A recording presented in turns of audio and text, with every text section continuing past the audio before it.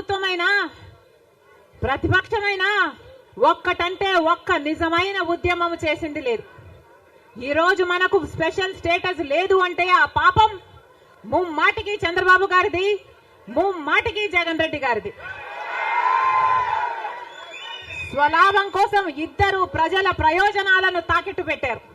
TDP అంతే, YCP అంతే, దొందే. అమరావతి రాజధాని అమరావతి అన్నాడు చంద్రబాబు గారు. సింగపూర్ను చేస్తానన్నాడు. 3D గ్రాఫిక్స్ మొత్తం గుర్తుందా? 3D గ్రాఫిక్స్ చూపించాడు చంద్రబాబు గారు. పోనీ అమరావతి రాజధాని అయిందా అంటే అది కాలేదు. జగన్ రెడ్డి గారు వచ్చారు. ఒకటి కాదు 3 రాజధానిలు అన్నారు.